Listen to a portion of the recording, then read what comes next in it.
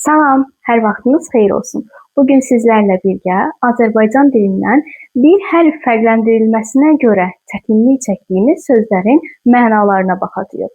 Məsələn, valyuta O-la yazılır, valyuta A-la yazılır. Yəni bir hərfinə görə fərqləndirməkdə çətinlik çəkirik bunları.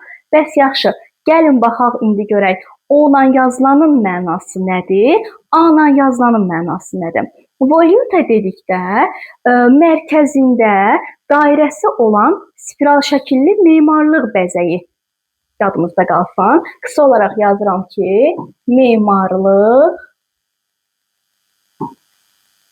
bəzəyi. Bəs yaxşı, A-la bildiyimiz valyuta nədir? Təbii ki, pul vahididir.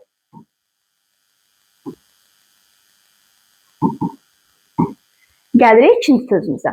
Diplomat N-la yazılan fərqli mənanı bildirir. Diplomat N olmayan isə fərqli mənanı bildirir. Bəs nədir diplomat? Təbii ki, diplom alan şəxsə deyilir.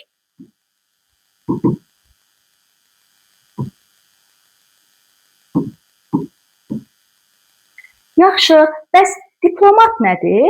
Dövlət idarəsində təmsil olunmaq üçün təyin olunan şəxs deməkdir. Yəni, belə yazıram qısaca ki, dövlət tərəfindən təyin olunan şəxs.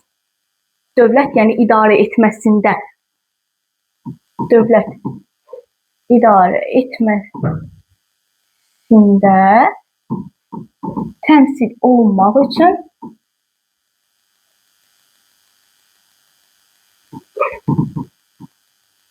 təyin olunan şəxs.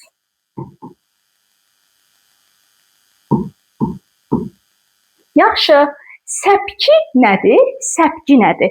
Yəni, K və G-da fərqlənməsi var bu sözlərimizin. K-la yazılan deyirik ki, üsul, tərs, şəkil mənasını bildirir. Üsul, şəkil, tərs mənalarını bildirir. Bəs səpki nədir? Təbii ki də üzdə olan sızaq mənasını bildirir. Ümidvaram ki, sözlərin mənasında sizə bir faydam toxundu və sonda iki sözün mənasını sizə saxlayıram. Hansı sözlərdir?